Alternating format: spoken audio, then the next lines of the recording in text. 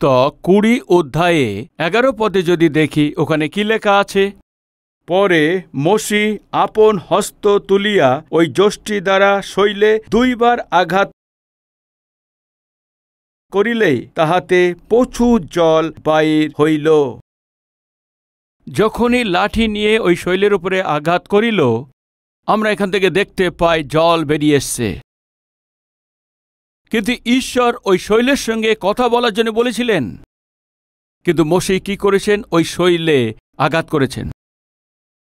ওই শৈল কি আছে জানেন কি? করিন্থীয়ের প্রথম পত্রের 10 অধ্যায়েতে ওই শৈল কি আছে এটাও লেখা আছে। আমরা 4 পদেতে দেখি, আর সকলে একত্রিত আত্মিক পেয় পান করিয়াছিলেন, কারণ তাহারা এমন এক আত্মিক শৈল হইতে পান করিতেন যাহা তাদের সঙ্গে সঙ্গে যাইতেছিল, আর সেই শৈল খ্রিস্ট। ওই দিন জল দেওয়ার জন্য তিনি কে ছিলেন জানেন কি? প্রভু যীশু খ্রিস্ট। ওই শৈলের উপরে কি করেছে জানেন কি? তিনি 2 বার মেরেছেন। আগের দিনে শৈলতে আঘাত করার জন্য বলেছিলেন, ওখান থেকে জল এসছে, আর এখন ঈশ্বর বললেন ওই শৈলের সঙ্গে কথা বলো। কিন্তু মোশে তাড়াতাড়ি করতে গিয়ে শৈলতে আঘাত করেছেন। কিছু বাক্য যদি লিখতে চান তবে লিখে নিয়ে নিন। বাইবেলে খুব ভালোভাবে এটা লেখা আছে। সেটা কি আছে জানেন কি? যীশু খ্রিস্ট আমাদের জন্য একবার আঘাতপ্রাপ্ত হয়েছেন, একেবারেই আমাদের জন্য তিনি মারা গেছেন। বাইবেলে স্পষ্ট রূপে লেখা আছে, যদি লিখতে চান তো লিখে নিন। ইব্রিয় পত্রে তার 9 অধ্যায়ে 28 পদে, আর প্রথম পিতর তা 3 অধ্যায়ে 18 পদ, আর ইব্রিয় 3 অধ্যায়ে 18 আর 19 পদেও দেখতে পাই। ভাই, প্রভু একবার সমস্ত মানব জাতির জন্য আঘাতপ্রাপ্ত হয়ে ক্রুশে বলি হয়েছেন। বলি হবার পর তার দাম রূপে তার রক্তকে দিয়ে দিয়েছেন।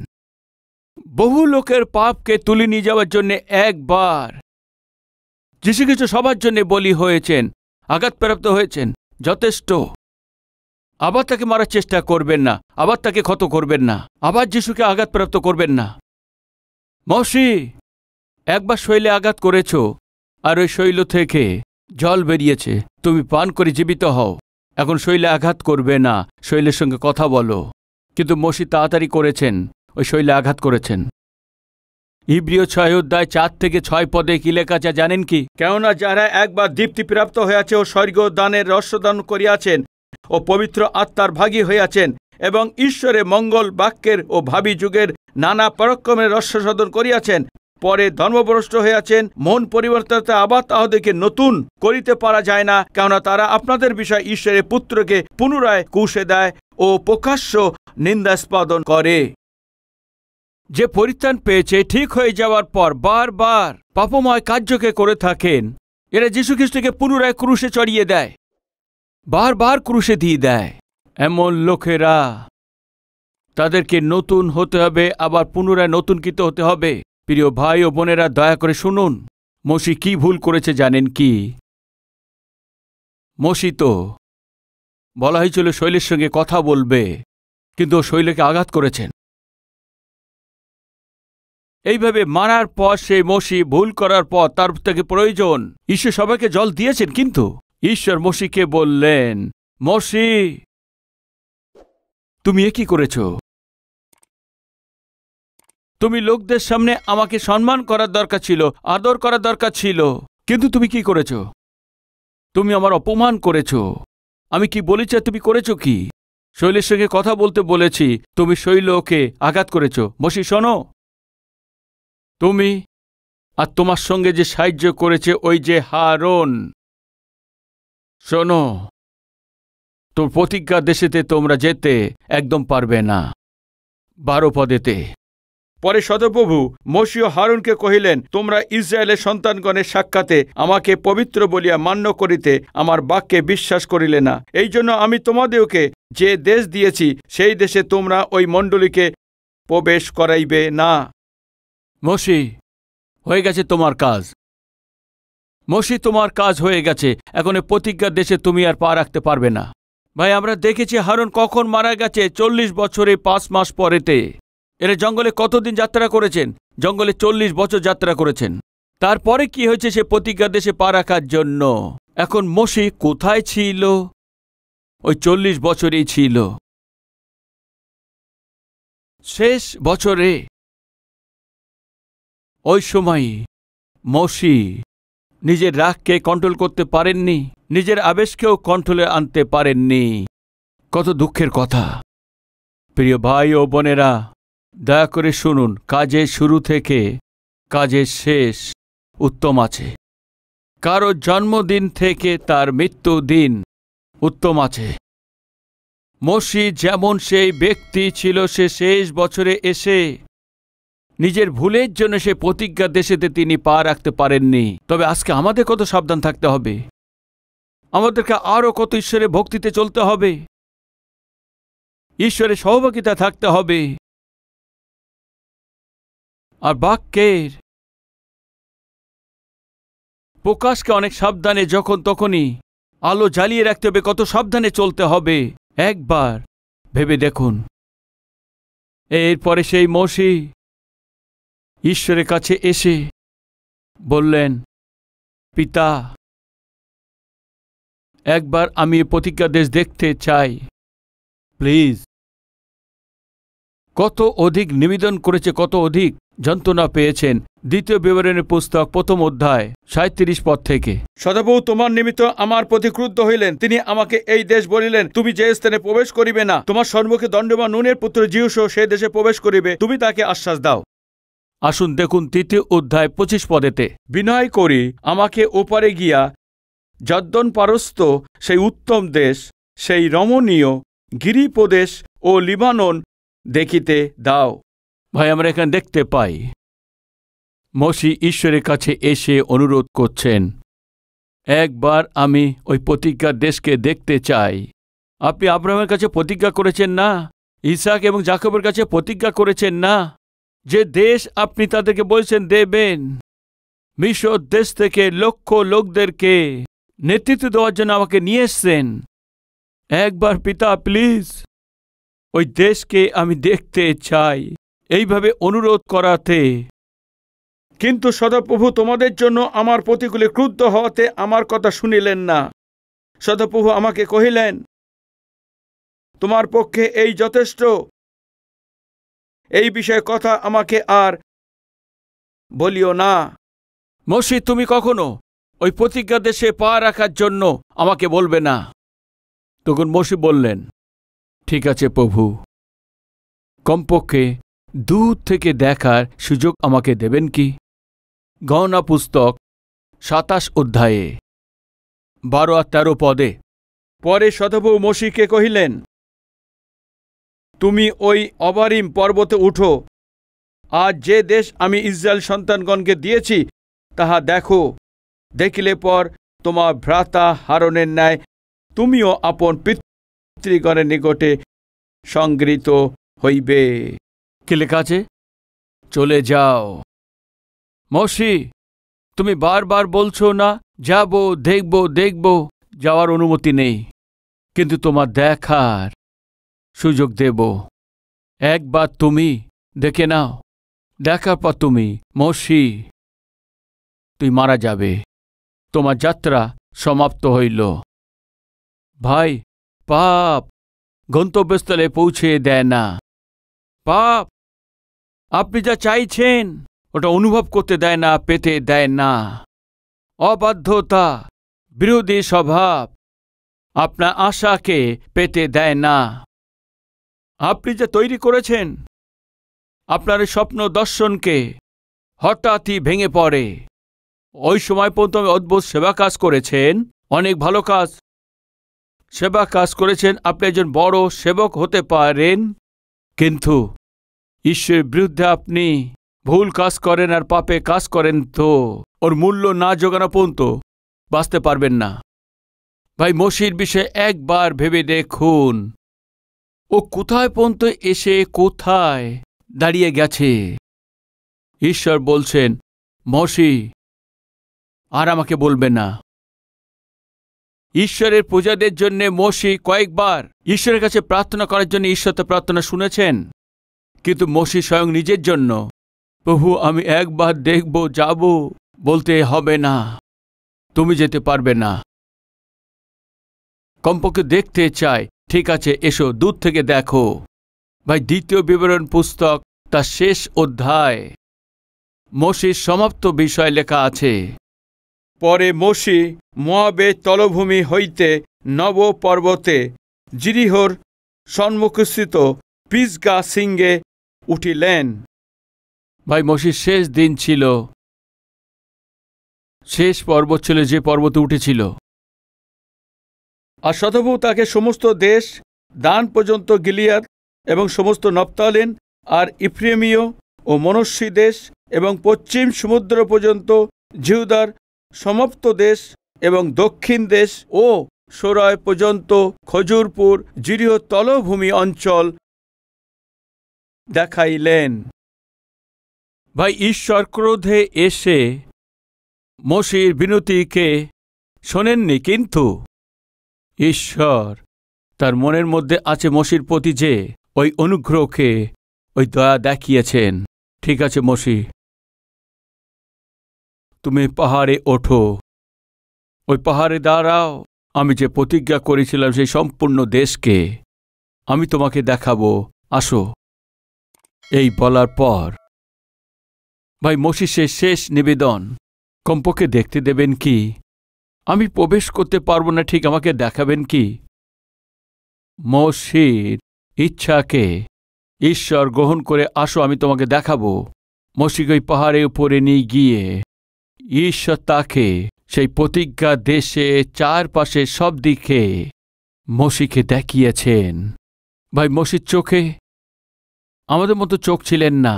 বাইবেল বলে যে 120 বছর বয়স হওয়া সত্ত্বেও দেখবেন 34:7 পদেতে মরণকালে মোশির বয়স 120 বছর হয়েছিল, তাহার চক্ষু ক্ষীণ হয় নাই ও তাহার তেজের হ্রাস হয় নাই।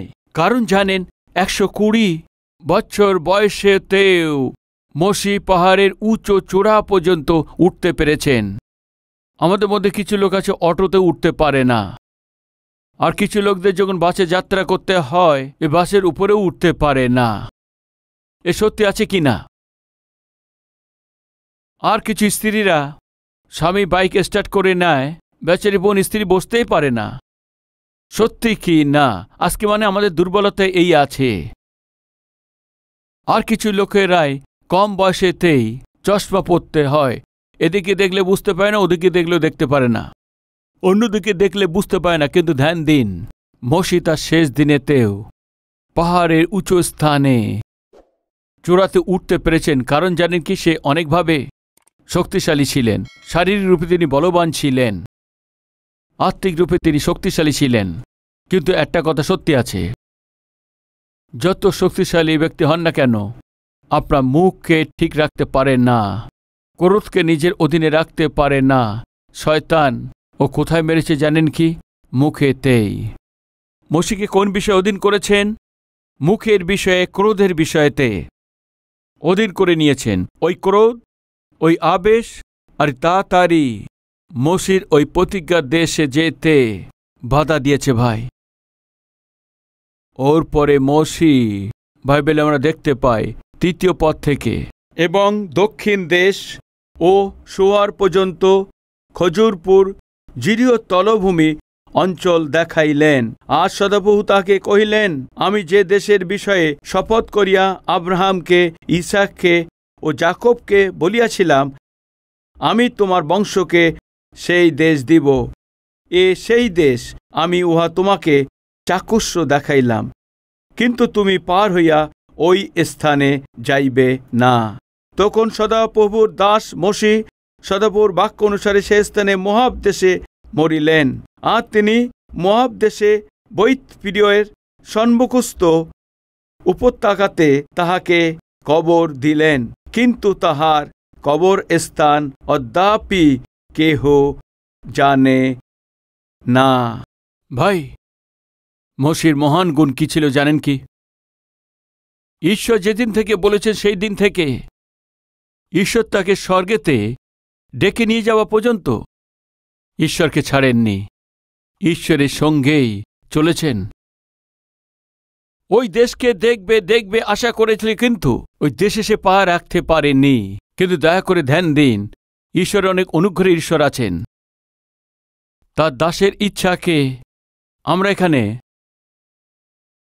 পূর্ণ করতে পারেনি এমন দেখতে পেয়েছি। কিন্তু ভাই 1500 বছর পর একদিন প্রভু যীশু খ্রিস্ট রূপান্তসে পর্বতে গিয়েছেন। যখন এই রূপান্তসে পর্বতেতে গিয়েছেন, স্বর্গ থেকে ঈশ্বর যেতে প্রতিজ্ঞা করেছিলেন সেই কনান সেই দেশেতে, আর ওখানকার যে রাজধানী জেরুসালেমেতে মোশি আর এলিও স্বর্গ থেকে নেমে এসেছিল আর ওই স্থানে পা রেখেছিল। মোশি যখন ওখানে ভুল করেছে, ওখানেও পা রাখতে পারেনি, কিন্তু ঈশ্বরকেও ছেড়ে দেননি। ঈশ্বরের সঙ্গে যুক্ত ছিল কিন্তু ভুল করেছিল, সেই জন্য প্রতিজ্ঞা দেশে পা রাখতে পারেনি। কিন্তু প্রভু, আপনাকে আমি ছাড়ব না। ঈশ্বর নিশ্চিত রূপে বলা সত্ত্বেও মোশি ঈশ্বরের বিরুদ্ধে দাঁড়াননি। আমি যে করেছি ভুলের জন্য, এখন আমি ওই দণ্ডের মধ্যে দিয়ে যাচ্ছি, এই সময় বাঁচতে পারবো না, কিন্তু আমি আমার ঈশ্বরকে ছেড়ে দেব না। প্রিয় ভাই ও বোনেরা, আমাদের ভুলের জন্যই, আমাদের ভুল পদক্ষেপের জন্য, অতীতে করেছি সেই ভুলের জন্যেই, অতীতে ভুল নির্ণয়ের জন্য আমরা নিশ্চয়ই কঠিন অনুভবের মধ্যে দিয়ে যেতে হবে। আজকে আপনি কঠিন অনুভবের মধ্যে দিয়ে যাচ্ছেন, তো ভয়ানক কঠিন পরিস্থিতির মধ্যে দিয়ে যাচ্ছেন, এর কারণ তা ঈশ্বর নন। আপনি যে গন্তব্যে যেতে চান সেখানে পৌঁছাতে পারেননি, আপনার আশা যদি নিরাশা হয়, তো আজকে আপনি কিছুই করতে পারছেন এমন পরিস্থিতির মধ্যে চলে এসছেন, আর চারদিকে সব নষ্ট হয়ে গেছে আর কিছু বুঝতে পারছেন না, তো এর কারণ ঈশ্বর তা নন, আপনার করা ভুলের জন্য। আপনার ভুল সিদ্ধান্ত আছে, আপনার ভুল নির্ণয় আছেন, যা আপনার হতভাগের স্থানে পৌঁছে দিয়েছেন। এর থেকে ঈশ্বরের নিন্দা করলে কি লাভ হবে? এর থেকে ঈশ্বর থেকে দূরে সরে গেলে কি লাভ হবে? আমি কখনো প্রার্থনা করব না, কখনো বাক্য পড়ব না, কখনো মণ্ডলীতে যাব না, আমি ঈশ্বরের ব্যাপারে ভাববই না। এতদিন ধরে আমি প্রার্থনা করেছি, ঈশ্বরের আরাধনা করেছি, মণ্ডলীতে গিয়েছি, ঈশ্বর কেন এমন করবে? এইভাবে আপনি বলছেন, তবে তা শুনুন।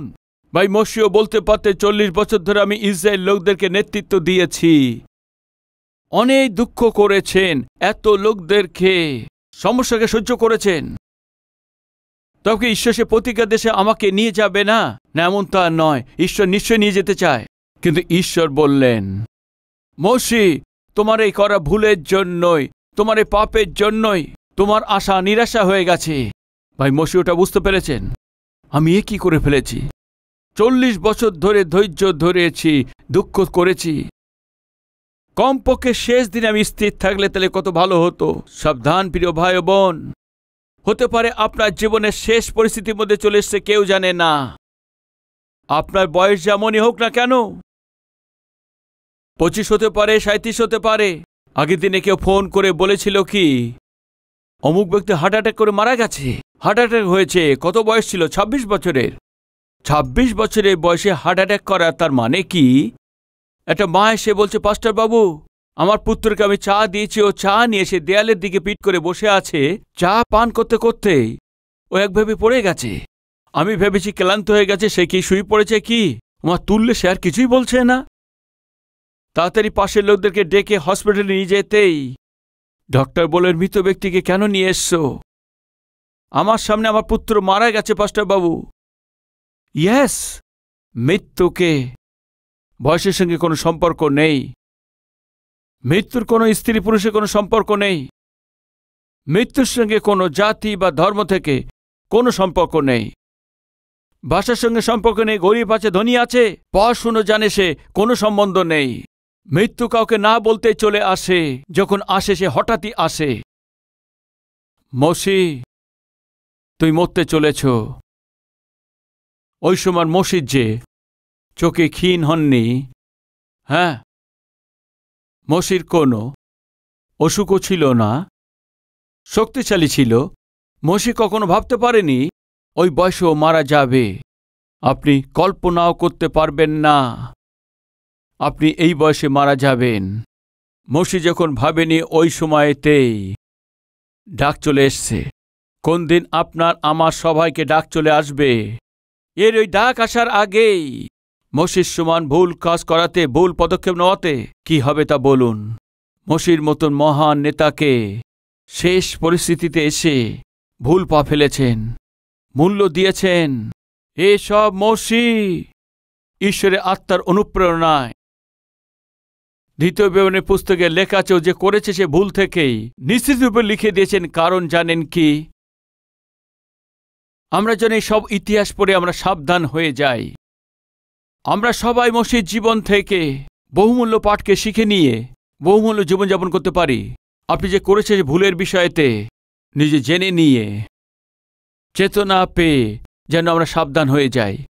ভাই, মোশি যখন অনুভব করতে পারেনি, এমন সময়তেই ডাক চলে এসছে। অনুভব করতে পারেনি, ওই শেষ বছরেতে ওই শেষ বছরে শেষ বছর ছিল।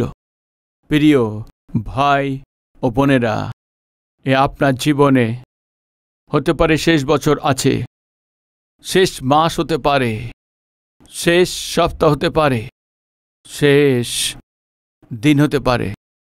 কি আপনার হৃদয়কে ঠিক করে নেবেন? আসুন প্রার্থনা করি।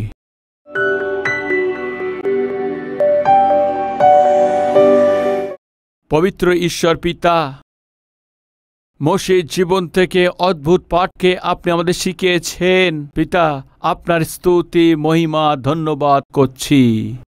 কত মহান নেতা আছে, কত মহান ভাববাদী আছে, ভুল কাজ করলে সেই ভুল কাজ করার জন্যই ওই গন্তব্যস্থলে না পৌঁছে কিভাবে বাধাপ্রাপ্ত হয়, কিভাবে তার আশাকে নিরাশায় পরিণত হয়ে যায়। সোজা মোশির জীবন দিয়ে ঈশ্বর আমাকে বলেছেন, শেষ বছরেতেই করেছি সেই ভুলের জন্যই মোশির যে গন্তব্যস্থলে যাওয়ার দরকার ছিল সেখানে পৌঁছাতে পারেনি। কাজের শুরু থেকে কাজের শেষ উত্তম আছে। এই জন্য পিতা, আমাকে আপনাদের সবাইকে হাত আপনাকে ধরে নিয়ে আগিয়ে নিয়ে চলুন পিতা। এই আত্মিক যাত্রাতে শয়তানের যুক্তি থেকে, শয়তানের সূচনা থেকে, ওর এই কুটিলতা থেকে আমাদেরকে রক্ষা করুন পিতা। যেভাবে মোশি আপনার উপস্থিতিতে পৌঁছিয়েছেন, প্রতিজ্ঞা দেশেতে যেতে পারেনি কিন্তু স্বর্গেতে ও পৌঁছিয়েছেন, আবার সেই পৃথিবীতে সে আসতে পেরেছেন। অনুগ্রহ করে মোশির ইচ্ছাকে পূর্ণ করেছেন। ওইভাবে আমাদের প্রতি অনুগ্রহ দেখিয়ে আপনার উপস্থিতি আমরা চোখের খুলতে পারি, এমন মহান অনুগ্রহ আমাদের জীবনে করুন। এই যারা বার্তা শুনছে প্রত্যেকে তার জীবন পুস্তকে তার নাম আপনি লিখে দিন। আপনার রাজ্যে আপনার সাথে থাকতে পারে এমন সৌভাগ্য দিন। যিশু খ্রিস্টের নামে চাইছি পিতা, আমেন।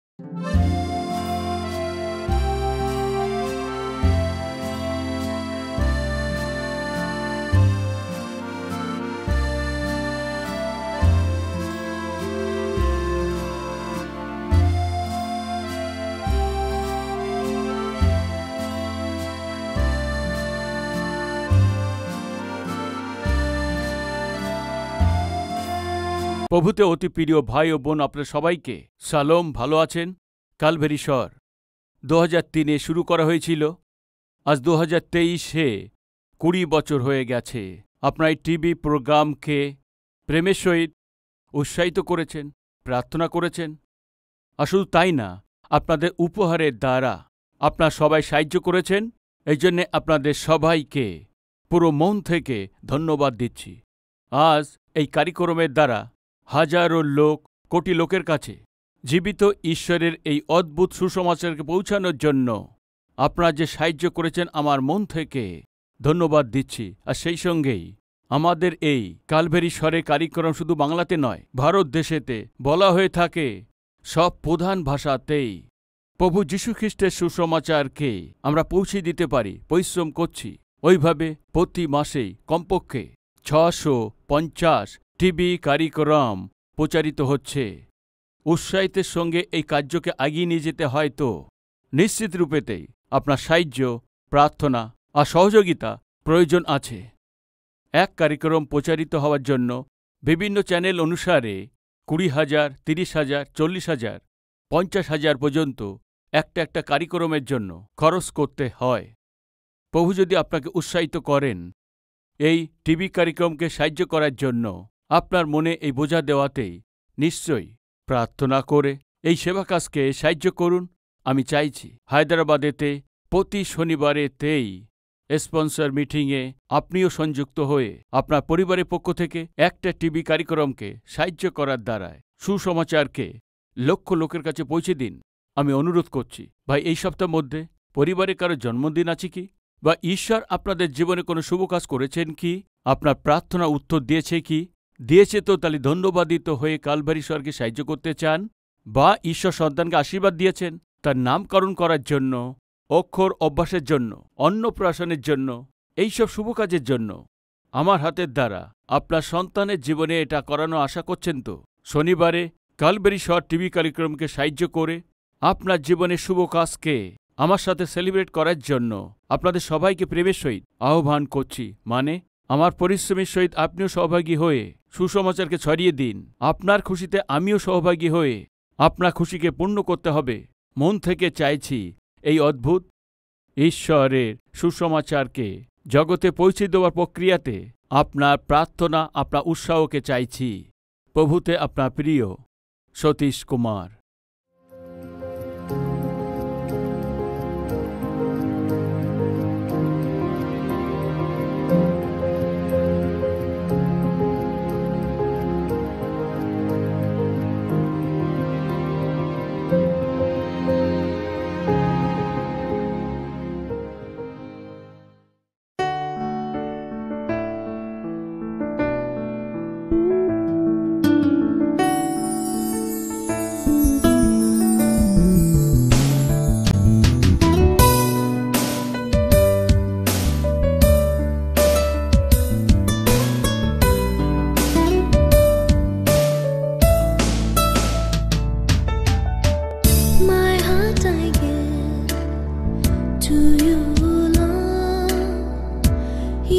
Much more